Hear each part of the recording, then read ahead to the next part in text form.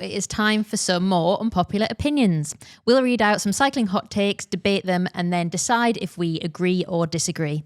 First one is from Jeremiah in Portland, Oregon, who says, unpopular opinion, the emphasis on bike manufacturers needing to create a wide variety of entry-level bikes is misplaced. The emphasis should be on entry-level riders buying used bikes. Think about it. You'd never recommend buying a new car to a new driver.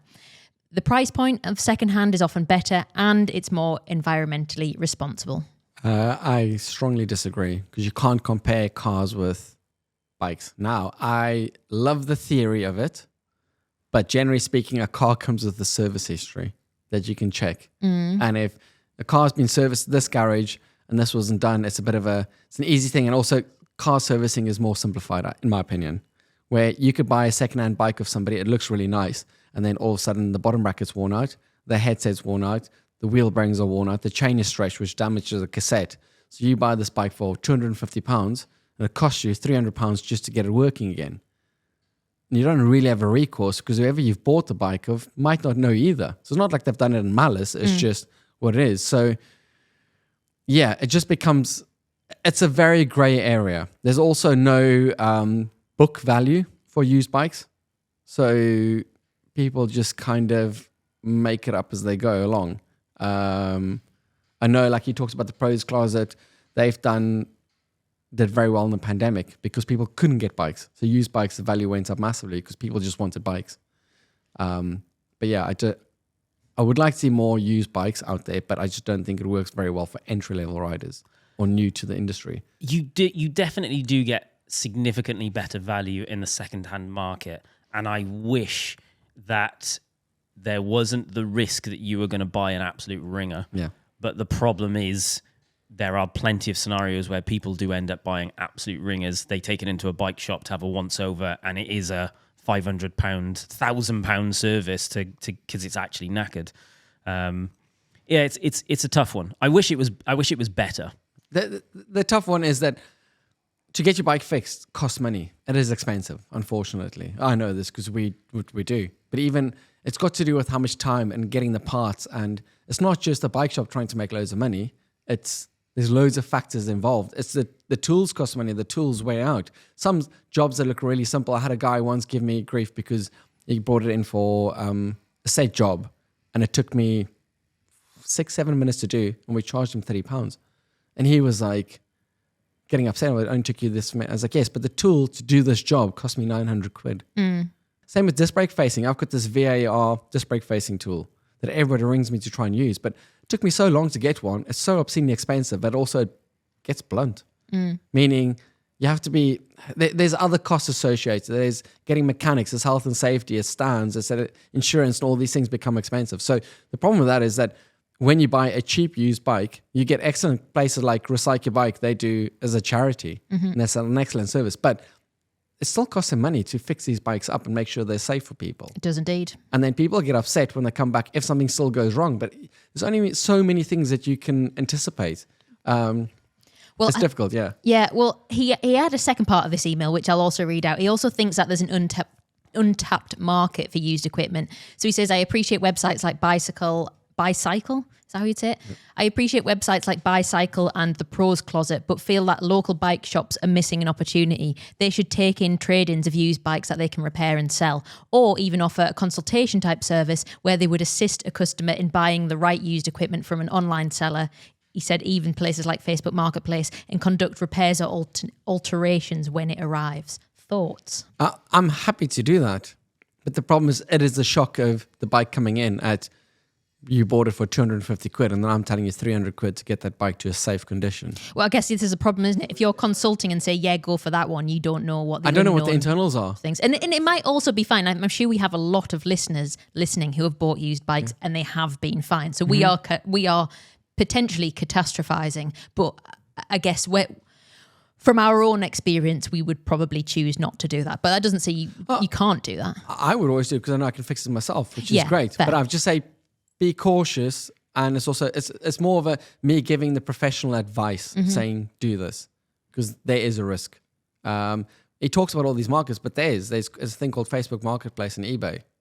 they sell used bikes. So if you want to buy used bikes, the marketplace is there. You sell used bikes. Well, these bikes that are all standing around here all go on there eventually. Yeah, but I guess what he's saying is if you add in the bike shop element of it, that, you know, takes it in, repairs it, gets it up to scratch, then you're saving a bike. And from a customer perspective, you're gaining trust because they know they're not buying a lemon, I guess. I think he's right. I think the problem he's got with most bike shops out there worldwide is they are locked in by the big brands into buying a lot of stock. So you want to sell Specialized or Trek, you have to buy a lot of stock at the beginning of the year. And the problem he's always going to run into is those bike shops are stuck with this money that they've laid out to buy this thing. They're going to always be more incentivized to sell those bikes. True. Than go to used bikes. We would do it because we don't carry any stock.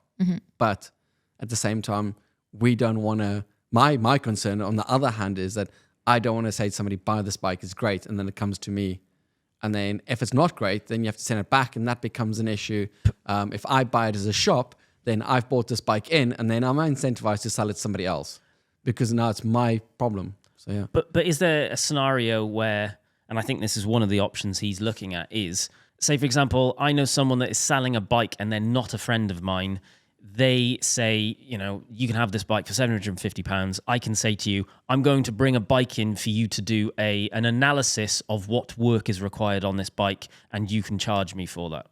And you go, right, okay, yeah, there's a 50 quid fee or £100 fee for me to essentially give you a report which says this is what's wrong with this bike. Yeah, almost every bike shop already do that. It's called a safety check or a basic service. So essentially... And you would do like a report of you should spend this money. Well, no, just essentially bike coming in, yes, it's safe, it's not safe. We recommend this is what's going to need a problem. You can feel the bearings to some extent. Yeah. It's not completely intensive in terms of, this is going to be a problem, cost you money down the line, but it will give you an idea. Ideally, we'd have something similar to what the AA used to do, where they do a 30-point check. Yeah, it's called a safety check. So you can already do that to the bike shop, but the problem is that you then have to either convince the seller to take it in, or you have to buy the bike and then take it and then find out the hard way and send it back. There's no recourse. That's the issue, because after you've bought that bike, the bike is yours. Yep. Sold as seen, essentially. eBay, to some extent, is quite good for if there's massive issues, but yeah, it's a difficult one. Okay, next, we have an unpopular opinion from a avid listener called Nick, don't we? Yes, we do. It's this Nick. So your unpopular opinion is that bikes like the £5,500 Boardman SLR are bad for the industry. Yes. And ultimately bad for consumers. Discuss. Once again, full caveat, I'm biased because of the bike shop aspects of things, but they are selling a full bike, for less than what it costs to buy the components that goes onto that frame set. Sorry, I should just say that this is the bike that we talked about a couple of episodes ago. It's the £5,500, comes with SRAM Red and Zip 303. Yeah. Two things happens. Firstly, I think the consumer base needs to walk away from this whole concept of comparing bikes based off group sets. Everybody falls in that trap. Oh, this one's 105, that one's 105, they're the same. They're definitely not the same. That's like saying a 3-bedroom house, I've said this before, in London is the same as a 3-bedroom house in Newcastle. Mm-hmm. It's a vast difference. Or having a chateau in France, or having your chateau in Gateshead. You know what I mean? It's just not the same kind of thing. They are essentially giving the frame set away for free. I don't know if they're doing this because SRAM is giving them mega discounts on group sets, or Shimano. They will be getting a discount because they get OE. But what does OE mean? Well, OE essentially means that some of the group set manufacturers and component manufacturers supply stuff to bike brands. So like Boardman, that'll buy their bikes, they can buy it cheaper than what a bike shop or normal distribution, or what they call aftermarket, which I have conflicting views on as well. I think the playing field should be leveled out.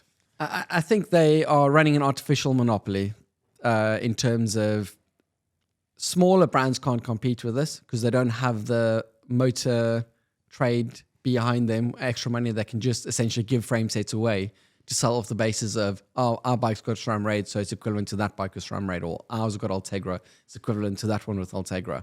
And in a lot of these smaller brands, smaller shops and stuff will disappear off the back of this because they just can't compete with that.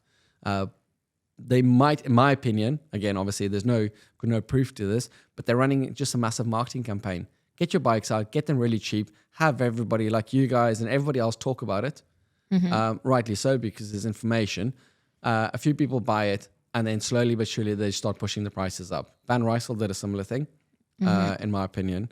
And essentially then, it's just that initial shock to the industry. Yeah, it'll be interesting to see what the long-term strategy of it is, because I think that people see bikes like this Boardman, and to be fair, Cube have been doing it for a while as well. It's not an entirely new thing, but I think it confirms some people's beliefs that other brands are taking your eyes out, and they're adding massive margin inflations on, and I think that this sort of bike proves that point to them, whether right or wrong. Well, no, because I'm the first one to say I agree with you. A lot of brands are taking people's eyeballs out. People selling Treks for like 15 to 20,000 pounds is ridiculous. It's like selling my Hyundai i10 car for 200,000 pounds. It's just not worth that money. But also, again, they do everything based off of the group set and leveling it out.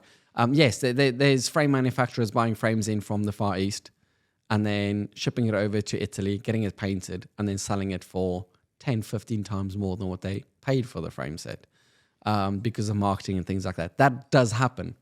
But there's also a level of where this frame set comes in and is essentially free. Yeah. It almost makes sense to buy the bike, strip the frame off, chuck it in the bin, which don't do because that's wasteful. But personally, going from, let's use SRAM as an example because it's an easy one, or we can use Shimano as well. But going from Rival to Force to Red doesn't really give you any performance gains. It's slightly lighter. It works exactly the same. Same with 105, Ultra Dura Ace. You ride with Dura Ace. I'm looking to build myself a bike with Dura Ace soon. And I'm not buying Dura Ace because it's better than Ultegra. If I'm perfectly honest, I'm buying it because I'm being flash with the bike. I love the bike that I'm putting it on. I want it to look nice. That's why I'm doing it. We're also industry people, and all industry people have top-end stuff because we get special pricing and someone helps this person there and someone helps that person there. Like for you'll get things from having relationship with brands, and we either buy stuff from you at trade or we get trade from other places for our own personal things. So like industry people always have the best stuff. So we kind of have to discount that. Yeah. Like if I was buying a group set, I would be probably buying Rival or 105. I actually did buy a Rival group set off you a couple of years ago. And the last group set that I paid for with my own money, I bought Rival levers. And I've also ridden every group set you can possibly imagine over the last 18 months and categorically agree they are all equally fantastic. So, but this is also, once again, pushing to the consumer that the better group set. But it's no, rather spend your money and get a better frame set. Or, I'm not saying better. I'm not saying it's a bad frame set, but just an appropriate frame. They're capitalizing on what everybody keeps doing is trying to get the industry to buy bikes based on what group set's on it. And you shouldn't do that. You should buy a bike based on what wheels are on it, actually. And those are good wheels, but in generally speaking, what wheels are on it. Is the frame set right for you? Does it have the right tire clearance? Is it the right geometry? Is it the right frame material? Is it the right ride feel? And then your group set is just a bonus. Mm-hmm. Because when you get to a certain level, I'm going to use 105, Rival. Bizarrely, Apex from SRAM works just as well as all the others as well. Tiagra, you can almost say Tiagra. It's all going to give you exactly what you need. Tiagra's so good. You need to be honest with yourself when you buy stuff above that is you are buying it for... Well, because you've got the disposable money, and why not? To summarise it, essentially what you're saying is, if you've got £5,500 to spend, put as much of that as you possibly can into the frame and wheels, and don't waste it on a group set. Yes. And you feel like that Boardman is wasting your money on a group set. Yes. Great. That was a very good summary, actually. From I was like, where are we going with this? And you brought it back around very nicely. Let's move on. Do you have an unpopular opinion? Well, we want to hear it. Send yours to wildonespodcast@cademedia.co.uk and we might feature you on a future episode.